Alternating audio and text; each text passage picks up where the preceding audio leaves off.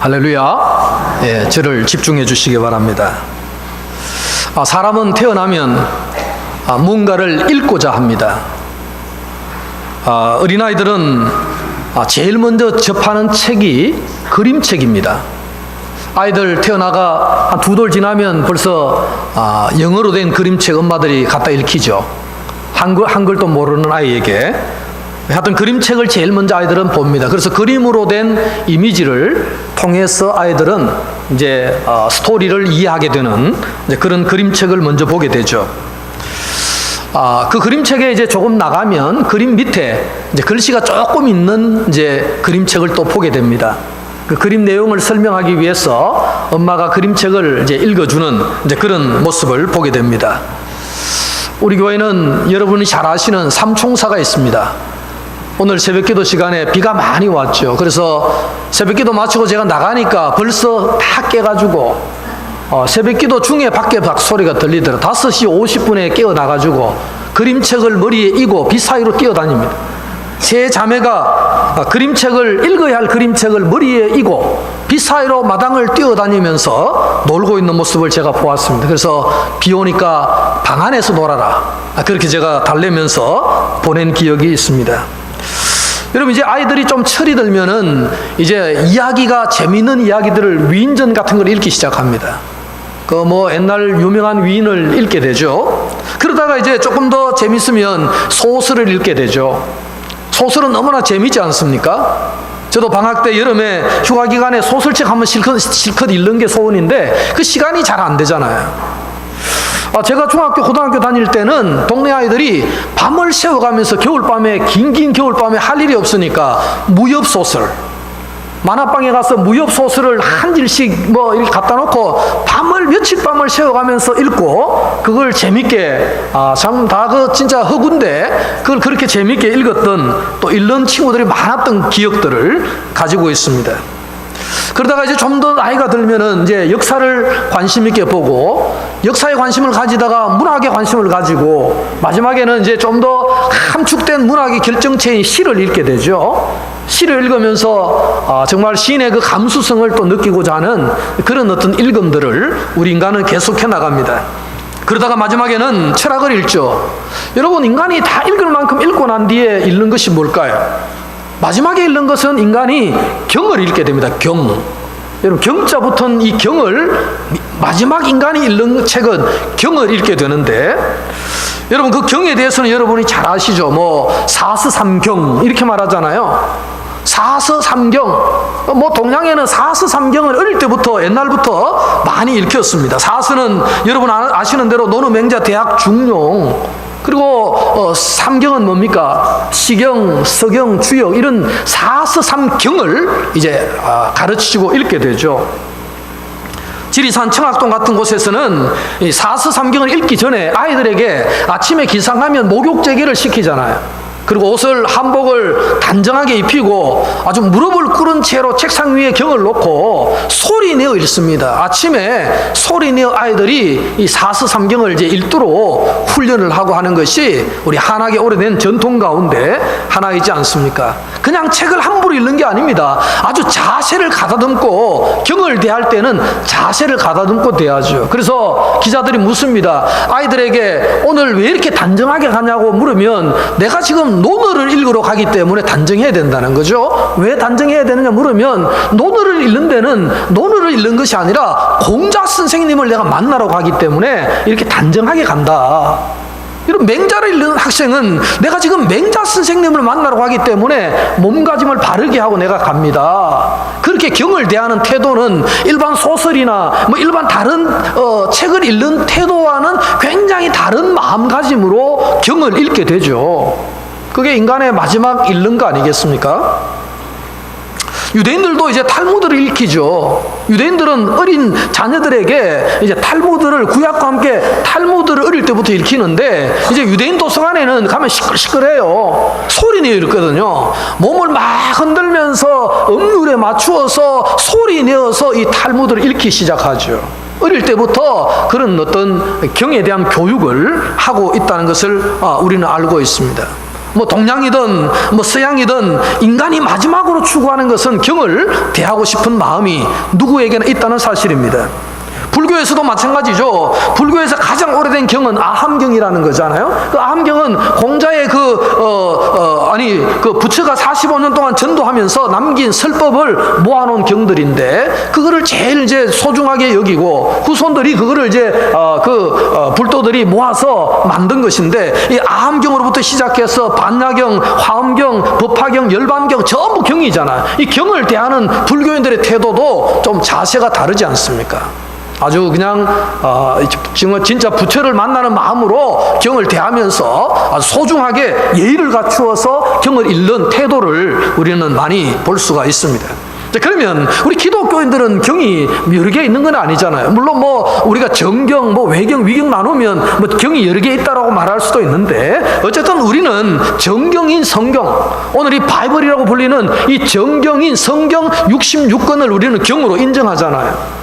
그리고 이 성경을 우리는 날마다 읽고 날마다 묵상하고 날마다 이 경을 통해서 우리 생명의 양식을 얻고 산다라고 우리는 생각하며 살아가지 않습니까? 여러분, 그런데 우리는 성경을 대하는 우리들의 태도는 매우 중요합니다. 대충 대할 수도 있겠죠. 뭐 소설을 읽듯이 그냥 누워서 읽을 수도 있겠고, 뭐 여러 가지 읽는 방식이 있겠지만, 어쨌든 경을 대하는 태도는 좀 경건함이 있어야 되고, 경을 대하는 태도는 어쨌든 우리가 예수님을 만난다는 자세로 이 성경을 좀 진짜 집중한다면 우리의 어떤 은혜 받는 태도는 굉장히 달라지지 않을까, 그런 생각을 떨칠 수가 없게 됩니다. 여러분, 성경은 참으로 신비하죠. 지금까지 이 지구상에서 가장 많이 인쇄된 책은 성경이죠. 이 지구상에서. 그리고 가장 많은 언어로 번역된 책도 성경이죠. 그리고 지금까지 가장 많이 읽힌 책도 성경이죠. 성경은 기록을 다 갖고 있습니다. 그런 성경을 오늘 우리도 가지고 있습니다. 오늘 말씀을 읽었고 그 말씀에 대해서 여러분은 설교를 지금 듣고 있다는 것이죠. 여러분, 성경은요, 어떤 박사도 이 성경을 다 아는 자는 없죠. 뭐 구약학 박사, 신약학 박사, 어떤 박사, 성경학 박사도 나는 성경을 다 안다라고 말할 수 있는 사람은 이 지구상에는 단 한 명도 없습니다. 자, 그렇다고 해서 어떤 할머니든 어떤 할아버지든 어떤 아이든 성경은 전혀 못 깨달을 수밖에 없는 책이다라고 말할 수도 없어요. 누구든 깨달을 수 있지만 누구든 다 할 수 없는 그런 어떤 신비가 성경 속에는 있다는 것을 우리는 잘 알고 있습니다. 그런데 대부분의 공통된 인식이 뭡니까? 여러분이 성경을 대하면서 기본적으로 느끼는 인식은 성경은 어렵다. 뭐 보통 사람들이 고백하는 대다수의 고백은 성경이 뭐하다? 어렵다. 읽어보니까 어렵다. 특히 초신자들은 성경을 읽으면 이게 어휘가 좀 다르잖아요. 요즘 쓰는 말들보다는 이 고어나 옛날 말이 많기 때문에 읽는데도 더듬거려요. 대학 졸업한 사람이 읽어도 이 더듬거리며 읽게 된다고. 왜? 어휘가 많이 요즘 현대어로 많이 번역을 했습니다만 그래도 잘 안 쓰는 말들이 많기 때문에 좀 낯설고 좀 난해하고 좀 어렵다, 이런 인식을 누구나 받게 된다는 것입니다. 여러분, 성경을 읽는데요, 아무리 이걸 인간적으로 이해하고 막 분석을 하려고 해도 이게 이해가 안 되는 것입니다. 인간적인 마음으로는 아무리 읽어도 그 속에 하나님의 음성을 들었다든지 하나님의 메시지가 내 가슴에 와닿았다든지 이런 느낌은 있을 수가 없겠죠. 그냥 그 글로 읽는 거예요. 읽는 것뿐이지 않겠냐는 생각입니다. 여러분, 어쨌든 어떤 때는 성경을 읽으려 아무리 노력해도 집중이 안 되면 이해가 안 되죠. 저도 그렇습니다. 저도 마음이 복잡하고 혼란할 때는 성경을 아무리 봐도 안 읽혀집니다. 성경이 눈에 들어오질 않죠. 성경은 일단은 마음의 어떤 마음가짐이 이게 바르게 되어 있을 때, 안정감이 있을 때, 차분한 마음으로 아주 기도하는 마음으로 읽지 않으면 성경을 읽어도 전혀 깨닫지를 못하는 그런 상황 속에 빠질 수밖에 없다는 것이죠. 때로는 여러분 정말 성경을 읽는 순간에 하나님의 음성이 들립니다. 성경이 그 문자가 살아서 내 가슴을 치고 어떤 나를 깨닫게 하는 그 깨달음이 막 다가올 때는 감당할 수 없는 그런 은혜가 임할 때도 있습니다. 그러나 어느 순간에는 아무리 읽으려고 해도 글자도 들어오지 않는 그런 신비가 이 성경 속에는, 경 속에는 있다라고 우리는 말할 수밖에 없습니다. 같은 성경을 읽는데도 느낌은 또 서로 다 다릅니다. 이 사람이 느낀 거, 이 사람이 깨달은 거 서로가 다 달라요. 하나님이 주는 음성이 다 다르기 때문에, 또 우리가 처한 환경이 다 다르기 때문에 메시지도 다르게 들릴 수밖에 없다는 것입니다. 우리의 마음 상태에 따라서 깨달음이 올 때도 있지만은, 우리 마음 상태에 따라서 전혀 아무런 감동도 아무런 느낌도 없는 그런 리딩, 그런 독서를 할 때도 분명히 있다는 사실입니다. 여러분, 오늘 성경을 보면 요한복음 6장 56절에서 69절을 읽으면서 제가 드는 생각이 뭐냐 하면은, 야, 이 성경 본문은 참 어렵다. 다른 성경보다도 요한복음은 특히 또 더 어렵다. 뭔가 이게 영적인 의미가 가미되어 있기 때문에 더 깨닫기가 쉽지 않다라는 그런 생각을 하게 된다는 것입니다. 여러분, 우리 56절 말씀 우리 다 같이 한번 읽어보겠습니다. 성경이 얼마나 어려운지 한번 보겠습니다. 56절입니다. 시작. 내 살을 먹고 내 피를 마시는 자는 내 안에 거하고 나도 그의 안에 거하나니. 여러분, 불신자들이 이 말씀을 읽고 이해할 사람이 누가 있겠습니까? 예수님이 직접 하신 말씀인데, 분명히 내 살을 먹고 내 피를 마시는 자는 내 안에 거하고 나도 그의 안에 거하나니. 예수님의 살을 뜯어먹고 예수님의 피를 마셔야 되는 거 아닌가? 이게 무슨 말인가 이게 도대체? 믿음이 없는 눈으로 이거 읽어가지고 이해가 가능하긴 하겠습니까? 전혀 이해할 수 없는 좀 난해한 어려운 예수님의 메시지가 바로 이 구절이다라고 생각이 되는 것입니다. 여러분, 우리가 읽어도 이게 정말 무슨 뜻인가? 우리는 기본적으로 내 살을 먹고 내 피를 마신다, 그거는 성만찬을 얘기하는구나, 기본적으로 우리는 이해가 되죠, 어느 정도는. 그러나 불신자들은 이걸 전혀 이해를 못하죠. 당시에는요, 예수님 당시에는 이 요한복음이 기록된 당시에는 이 미리 종교라는 게 있어요. 미리 종교, 신비 종교죠. 미리 종교라는 게 이제 그리스 쪽에, 헬라 쪽에 이게 있었는데요. 거기는 아주 엄밀히 모여서 자기들 공동체만의 어떤 그 제의, 예식이 있었어요. 그러니까 엄밀한 공동체 안에서 뭔가를 서로 엄밀한 예식을 하는 그런 집단들이 공동체를 이제 우리가 미리 종교라 이렇게 말하는데요. 그럼 예수님의 이 말씀은 마치 미리 종교의 한 집단이 엄밀히 자기들끼리 모여서 막 살을 뜯어먹고 피를 나눠주는 이런 느낌으로 읽을 가능성도 농후한 그런 말씀이기 때문에 더 어렵게 느껴진다는 사실입니다.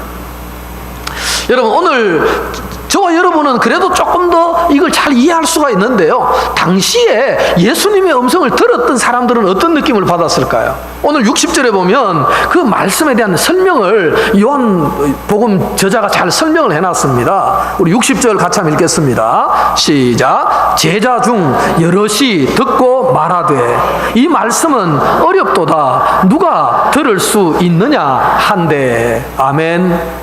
여러분 뭐 어렵습니까? 그렇지 않죠. 누가 어려워했어요? 제자들도, 예수님의 말씀을 직접 듣고 있던 제자들도, 야, 이 말씀은 상당히 어렵도다, 누가 이 말씀을 해석하고 깨달을 수 있겠는가 라고 말할 정도로 오늘 이 예수님의 말씀은 어려웠어요. 내 살을 먹고 내 피를 마시는 자는 내 안에 거하고 나도 그의 안에 거하나니. 이 말씀을 들은 제자들도, 야, 오늘 이 말씀은 너무 어렵다, 누가 깨달을 수 있느냐, 누가 이해할 수 있겠느냐, 제자들도 고민에 빠질 정도로 난해한 말씀이었다라고 분명히 성경은 우리에게 밝혀주고 있습니다. 여러분, 예수님의 말씀을 듣고 그분을 따르는 것은 결코 쉬운 일이 아니에요. 오늘 예수 믿는 믿음의 삶이 쉬운 삶은 아니라는 것이에요.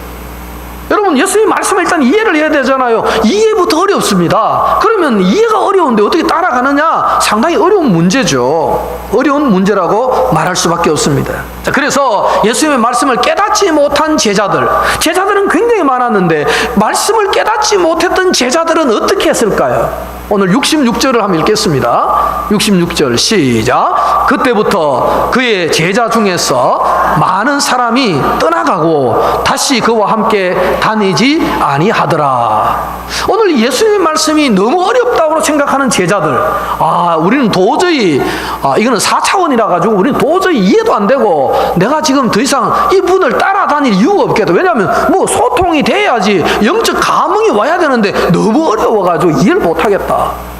오늘 이 말씀을 하신 뒤에 예수님을 많이 따라왔던 사람들 중에 상당수는 뭐 했습니까? 떠나가 떠나가버렸다. 그리고 다시는 예수님과 함께 있지 않더라. 이렇게 얘기를 하고 있습니다. 여러분, 정말로 이 말씀은 어려웠다는 사실을 우리가 알 수가 있습니다. 예수님을 따르던 상당한 사람들이 이 말씀을 듣고 어렵다고 하면서 떠나가버렸다. 이렇게 분명히 말씀합니다. 여러분, 과거에 제가 어릴 때 참 교회 아이들이 많이 왔죠. 동네 아이들 거의 다 교회를 다녔잖아요. 지금 아이들은 뭐 교회 다니는 사람은 많지가 않습니다. 끝까지 이 믿음을 지키고 신앙생활을 계속하는 신앙인들은 그리 많지 않다는 거예요.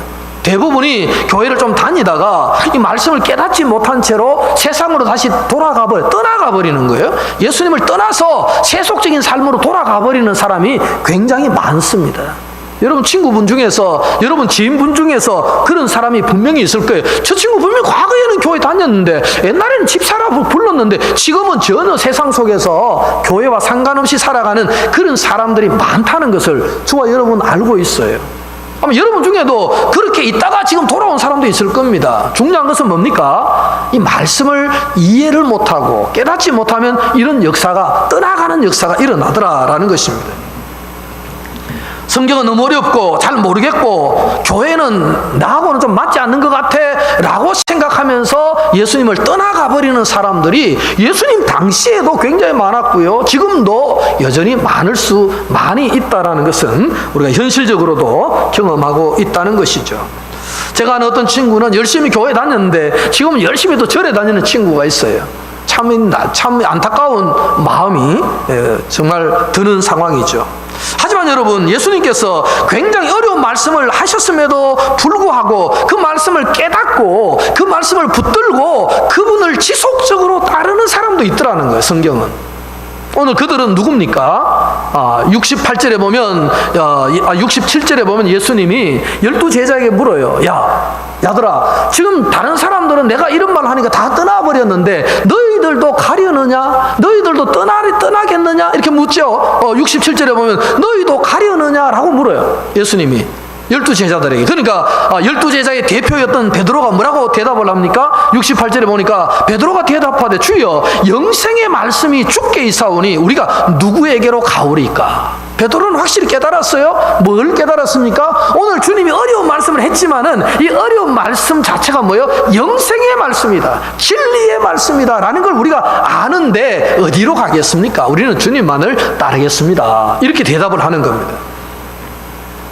그러면서 베드로가 제자군을 대표해서 유명한 말을 합니다. 69절에 결론적으로 이렇게 얘기하죠. 우리가 주는 하나님의 거룩한 자인 줄 믿고 알아사옵나이다.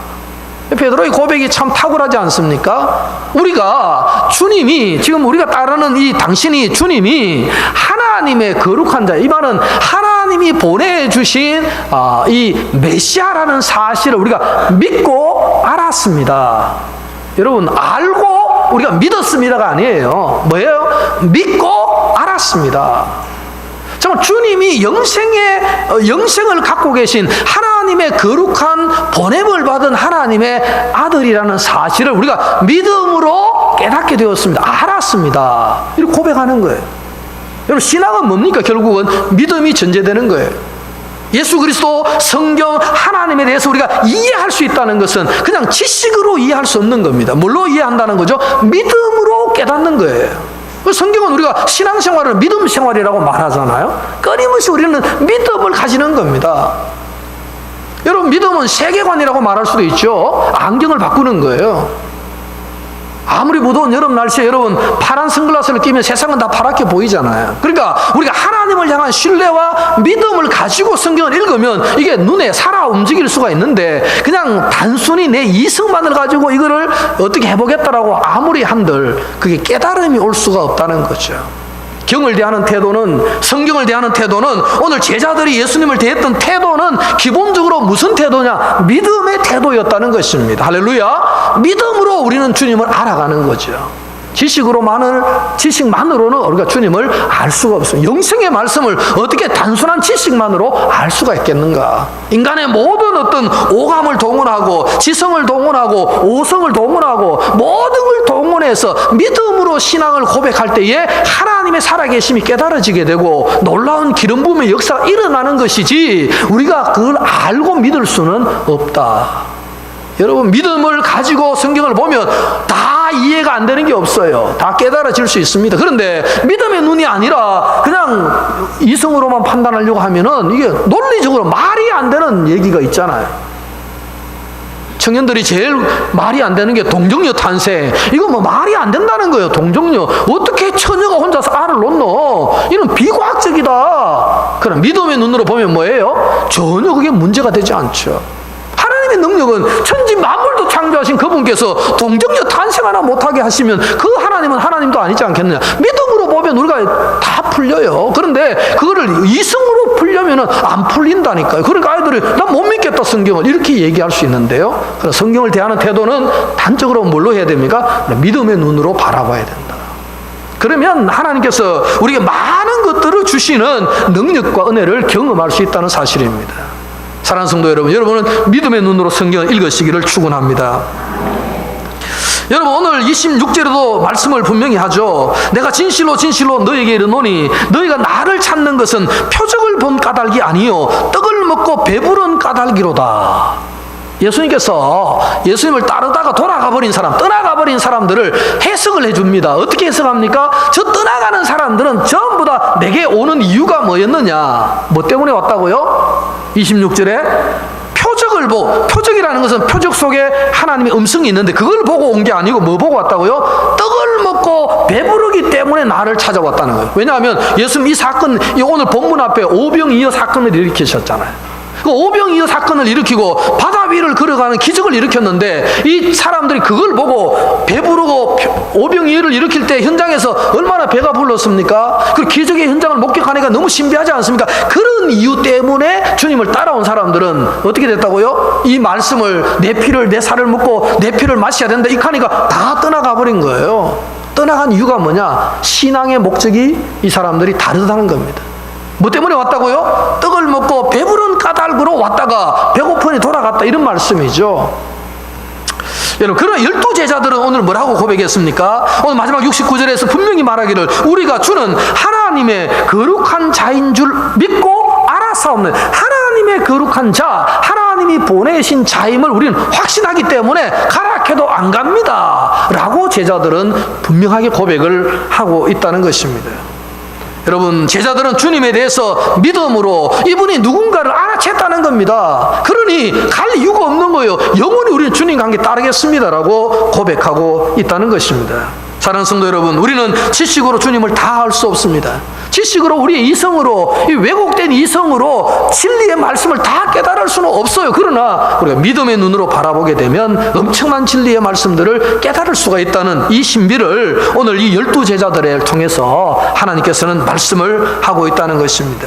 저는 우리 비전교회 성도님들은 12제자들처럼 믿음으로 주님을 바라보는 은혜가 날마다 넘치기를 축원합니다. 믿음은 우리에게 깨달음을 주고, 믿음은 우리에게 예수님을 알 수 있는 눈도 주고, 믿음의 눈을 가진다는 것은 천리안을 가지는 것보다 더 위대한 영생의 길을 바라볼 수 있는 그 길이 믿음의 길이기 때문에 우리는 믿음의 길을 따라가서 영원한 천국을 바라볼 수 있다는 사실입니다. 그래서 오늘 요한복음 본문에서는 예수 그리스도를 따르는 자들의 허점, 예수 그리스도를 따르는 자들의 약점에 대해서 얘기합니다. 그 약점이 뭡니까?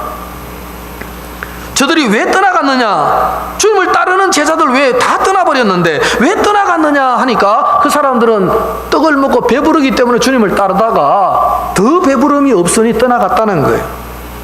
다른 말로 하면 이런 것이죠. 인간의 욕망의 만족을 위해서 왔다가 욕망의 만족을 안 채워지니 가버렸다.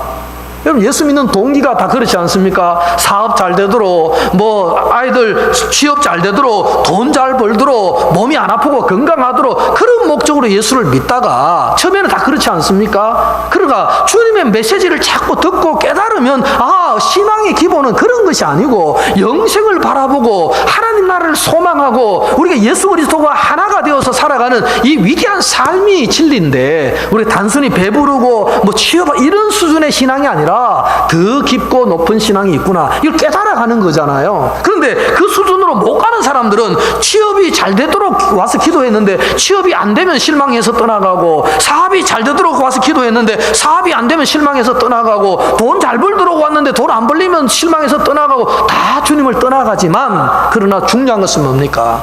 그런 동기로 왔지만 그러나 주님의 영생의 말씀, 오늘 예수님 말씀하신 대로 내 살을 먹고 내 피를 마시는 자는 내 안에 거하고 나도 그의 안에 건, 주님과 우리가 합일이 되는 이런 신비적 역사가 경험된 사람들은 가락해도 우리는 못 갑니다. 여기 영생의 말씀이 계신데 우리가 어디로 가겠습니까? 그 따위 배부른 거 뭐 좀 잘 되는 거 그게 뭐가 중요합니까? 영원한 것이 있는데요 라고 확신을 가지고 가락해도 안 가는 것입니다. 그래서 예전에 저 박사교회라고 있었는데요, 저 와촌에 박사제일교회 말고 그게 이근호 목사님이라는 분이 합동청 목사님이 있었는데요, 그분이 제가 전도사 시절에 한번 초청을 해서 청년부 이렇게 집회를 하면 했는데, 그분이 늘 이런 얘기 하시더라고요. 여러분, 이제는 교회 다니지 마세요. 제발 좀 교회 오지 말라고. 목사님들이 설교하면서 한 달에 한 번쯤은 교회 좀 오지 말라고 얘기하라는 거예요. 그래도 꾸역꾸역 나오는 교회는 진짜 교인이고, 자꾸 내보내라는 거예요. 교회를 오지 마라. 뭐하러 왔냐고, 바쁜데 산에 나가지, 주일날 이 비 오는데 뭐하러 왔냐고, 집에서 떡이나 빈대떡이나 구워 먹지, 자꾸 이렇게 보내라는 거예요. 보내도 오는 사람, 그 사람이 진짜 알곡신자이기 때문에 그런 사람이 주님을 따르는 자지, 그냥 잘 됩니다, 복 받습니다, 그렇게 해서 계속 오는 사람은 늘 그 수준에서 머물기 때문에 제발 교회는 좀 내보내야 된다, 이런 메시지를 하더라고요. 역설적인 얘기죠. 그분의 메시지를 제가 역설적으로 듣습니다만은, 그분도 진짜 뭐 그래 해라 이런 뜻이라기보다는 신앙의 점검을 해야 된다는 얘기죠. 정말 내가 무엇을 믿는지, 누구를 따르는지에 대한 점검을 하지 않으면 우리의 신앙은 어디로 가는지 모르고 본질을 잃어버릴 수 있기 때문에 자꾸만 신앙을 점검할 것을 메시지로 해라는 거예요. 여러분, 다음 주에 교회 좀 오지 마세요. 우리 비전교회 다음 주 문 닫겠습니다. 아무도 오지 마세요. 이렇게 얘기해도 그래도 꾸역꾸역 나오는 교인은 뭐예요? 진리를 깨달은 교인이다, 그런 사람은 진짜 신앙인이다, 이렇게 이제 판단을 세울 수 있기 때문에 그렇게 하라고 자꾸 얘기합니다. 여러분, 오늘 우리의 신앙의 허점은 그겁니다. 자꾸 목적이 1차적이에요. 좀 영적인 것이 아니고 자꾸만 배부른 오늘 이 어떤 떠나간 제자들과 같은 그런 목적으로 신앙생활을 하다 보니까 자꾸 신앙이 약해지고 나약해지고 그렇게 된다는 사실입니다. 여러분, 지금은 이제 말세죠. 오늘 우리가 아침에 당회를 장로님들이 모여서 회의를 잠깐 했는데요.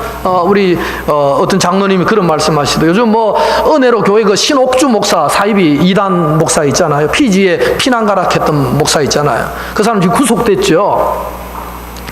여러분, 그 말세가 되면은요, 어쨌든 이 이단들이 너무 득세를 해요. 그 신옥주 목사 설교를 제가 언젠가 많이 좀 몇 번 들었거든요. 들었는데 아주 카리스마가 있고 사람을 끄는 어떤 마음을 이렇게 끄는 힘이 있어요. 힘이 있는데 평신도들은 이 분별이 안 되니까 우리 목사님 설교보다 훨씬 좋네, 그래가지고 자기 친구가 가작해가지고 또 가는 거예요. 그래가 이 신옥주 목사는 뭘 했습니까? 지금은 종말의 때다, 지금은 돈 벌 때가 아니고 학교 다닐 때가 아니고 지금은 하나님의 종말의 때니까 우리는 피난처로 가야 된다, 거기서 우리가 하나님을 만나고 들림 받아야 된다. 그래서 피지, 남태평양입니까? 피지 섬에다가 전부 이사를 보낸 거예요. 교인 400명을 전부 이사 보냈어요. 거기가 마지막 남은 피난처라는 거예요. 그래서 재산을 다 정리해가지고 우리 한국에 있는 재산 다 팔아가 전부 피지로 보냈는데 400명을 보냈어요. 많이 따라도 갔죠? 우리 교회는 아무도 안 가가 다행입니다. 우리 교회도 누가 갔나 싶어 보니까 우리 교회는 아무도 안 갔어. 아마 우리 교회도 서울에 있었으면 갈 사람이 있었을 거예요. 400명을 전부 피지로 보내가지고 집단 농장을 만들어 놓고 이 사람들 노예처럼 일을 시켜 먹는 거예요. 여권 다 뺏어 놓고. 완전히 김정은이하고 비슷하죠. 한 집단을 만들어 놓고 이 사람들 그냥 강제 노동을 시키고요. 타작마당이라는 게 있어요. 타작마당. 타작마당은 뭐냐면은 중간에 반란을 일으키거나 말 안 듣는 사람은 집단 구타를 합니다. 창고에서 여러 사람이 둘러서 가지고 너는 우리 조직에 우리 마지막에 이 최후의 피난처인 이 피난처에 너는 잘못을 범했기 때문에 맞아야 된다 가지고 온 사람들이 둘러서 사람을 두들겨 패는 거예요. 구타를 하는 거예요. 그래서 제가 국민일보에 난 기사를 보니까 어떤 사람이 그걸 보면서 나는 어떤 일이 있어도 저기 들어가서 맞지는 않아야 되겠다. 여러분 거기까지 간 것만 해도 그런데 거기 가서 엄청 두들겨 맞고 또 노동당하고. 근데 자기는 뭐였습니까? 교주 자기는 뭐였어요? 신옥주 목사 자기는 그 돈을 다 빼앗아가지고 피지에다가 피자집을 차리고 카페를 차리고 사업을 해가지고요 돈을 또 벌고. 교주의 특징이 그것입니다. 제발 좀 정신 차리고 담임 목사 말 잘 듣고 순종하라고 하면은 교인들은 꼭 그런 게 좋아. 이상한 거 좋아. 저 사람이 더 신비한 것 같아. 우리 목사는 늘 가까이 보니까 별론데 저분 메시지 들어보면 너무 신기해. 여러분 한번 살아보세요. 가서 이만희 옆집에 가서 한번 살아보세요. 이만희가 어떤 사람인지 압니다. 그렇게 말을 해도 못 알아듣습니다. 여러분 이제 말세가 되어지면은 누가 진짜 신자인지 아닌지에 대한 분별이 점점 더 명확해지는 거예요.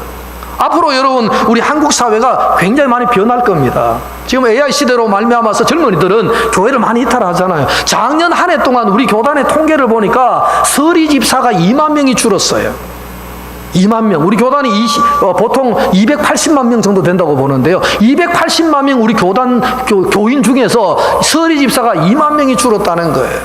이 통계는 기가 막힌 통계죠. 무서운 통계입니다. 그만큼 이제 정말 떠나는 사람과 남는 사람이 계속적으로 이제 이게 분별이 되기 시작한다는 거예요.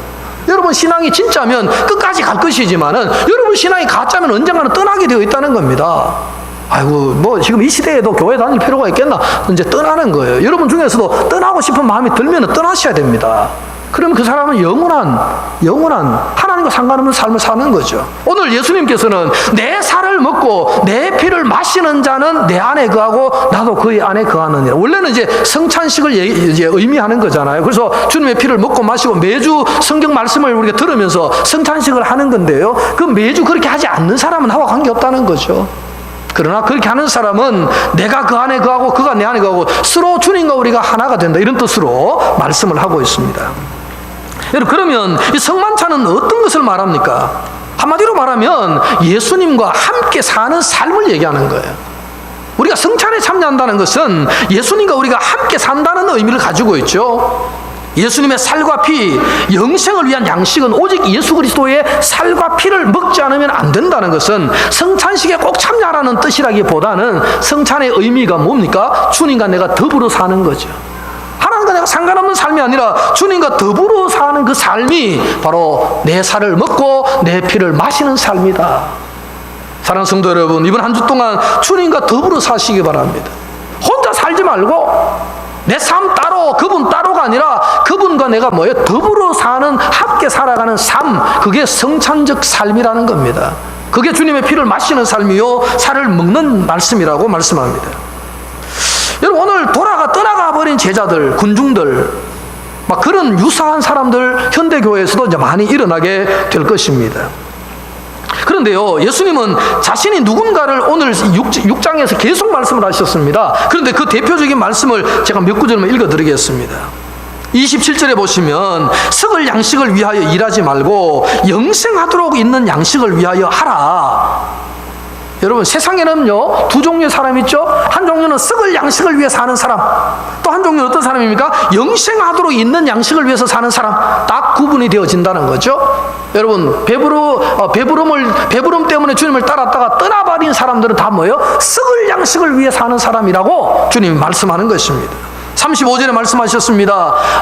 나는 생명의 떡이니 내게 오는 자는 결코 줄이지 아니할 터이요 나를 믿는 자는 영원히 목마르지 아니하리라. 주님을 따르는 자는 어떻습니까? 영원히 목마르지 않는 삶을 살게 된다 말씀하셨어요. 47절에도 말씀하셨습니다. 진실로 진실로 너희에게 이르노니 믿는 자는 영생을 가졌나니 내가 곧 생명의 떡이니라. 주님을 먹는 자, 주님을 생명의 떡으로 먹는 자는 뭐 했다고요? 영생을 가진 자다. 그런 자는 안 떠난다는 거죠. 55절도 보세요. 내 살은 참된 양식이요 내 피는 참된 음료로다. 주님의 살과 피는 뭐예요? 거짓이 아니라 참된 양식이다. 영원한 양식이다.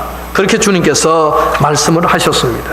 그러나 이 사실을 깨달은 자는 제자들은 남아 있었고 나머지는 어땠습니까? 다 떠나가 버렸다. 이렇게 말씀을 하고 있습니다. 여러분, 본문에서 마지막까지 예수님을 떠나지 않고 따르는 자들은 누구였느냐? 오늘 성경에 보니까 12 제자였다 이렇게 말씀을 합니다. 이들이 예수님께 나오는 것은 하나님이 오게 하여 주신 자다. 즉 하나님이 보내주신 자들이 주님을 따랐고 그들은 떠나지 않았다라고 말씀을 합니다. 사랑하는 성도 여러분, 저는 이번 한 주간 동안 여러분이 세상 속에 살지만은 주님과 더불어 주님의 살을 먹고 주님의 피를 마신 자로서 12 제자들처럼 정말 영의 눈이 열리고 영의 귀가 열리고 예수님이 누군지를 깨달아서 정말 진정으로 신앙을 가지고 영생을 바라보면서 살아가는 그런 삶을 살아가심으로 이 세상에 속해 있지만은 세상에 속한 자가 아니라 하나님 나라의 백성으로 살아가는 그런 멋진 삶, 승리하는 삶을 살아갈 수 있기를 주의 이름으로 간절히 축원합니다. 기도하겠습니다. 하나님 아버지, 어리석고 연약한 저희들 오늘도 주님 사랑해 주셔서 내 살을 먹고 내 피를 마시는 자는 내가 그 안에 거하고 그가 내 안에 거한다고 말씀해 주셨습니다.